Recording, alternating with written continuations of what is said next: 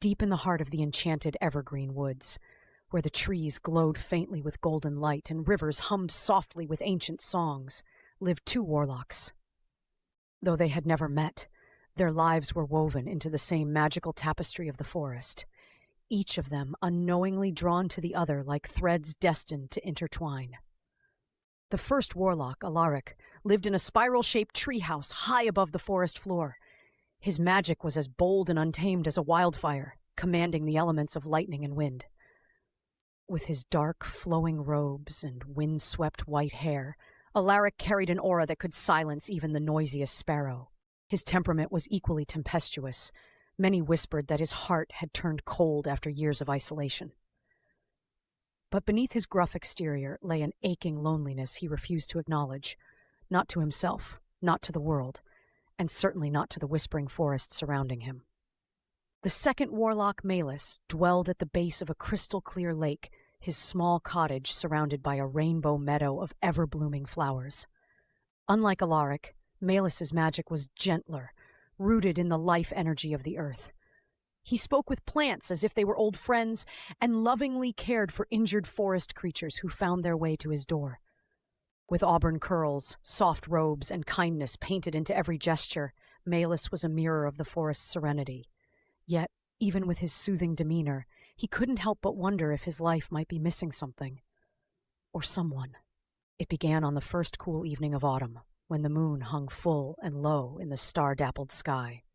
Alaric, pacing his treehouse with restless energy, decided to seek a rare herb known as moonvine for an alchemical potion he had been working on. At the very same moment, Malus left his cottage on the same quest, hoping to harvest the moonvine to soothe an injured doe he'd been nursing. The moonvine only grew in one place, a secluded clearing at the edge of the forest, where the light of the moon danced uninterrupted. And so, as though led by fate itself, the two warlocks arrived at the clearing at exactly the same time. Alaric's sharp, storm-gray eyes met Malus's warm green gaze, and for a moment neither spoke. It wasn't often that either of them stumbled upon another soul, let alone someone magical enough to recognize them for what they were. The tension was thick, but it was Malus who broke the silence. "You've come for the moonvine," he said, his voice soft but steady. Alaric crossed his arms, his expression inscrutable. "I have, and it appears so have you!"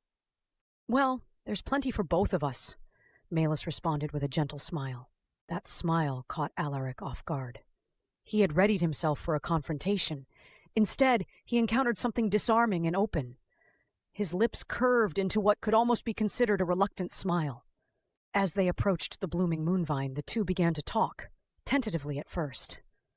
It was Malus's curiosity and compassion that opened the door, but Alaric soon found himself drawn into the conversation, surprising even himself. They shared stories of their magic, their lives, and their loneliness, each glance connecting them like threads woven slowly into the same pattern. From that moment on, their paths began to cross more often, at first seemingly by chance. Alaric might find himself at the crystal lake where Malus lived, asking under the pretense of needing mushrooms that only grew by its edge. Likewise, Malus would wander near the storm-scarred oaks close to Alaric's treehouse, ostensibly to gather bark for his salves. But they both knew their excuses were thin. They simply wanted to see one another again. As the days turned into weeks and the misty forest grew into vibrant autumn colors, the warlocks began spending their evenings together. They drank tea brewed from the elderberry bushes Malus tended and talked under the swirling stars. Alaric shared his knowledge of weather magic, and Malus taught him how to use his powers to heal instead of destroy.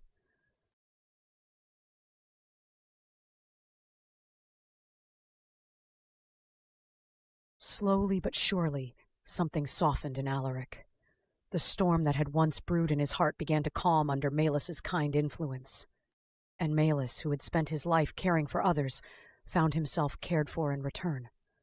They balanced each other in ways neither had thought possible. Alaric taught Malus to harness the boldness of lightning, while Malus taught Alaric the patience of an oak tree.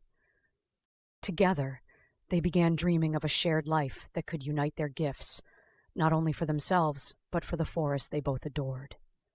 In time, They decided to blend their magical strengths and take on the responsibility of tending the enchanted Evergreen Woods.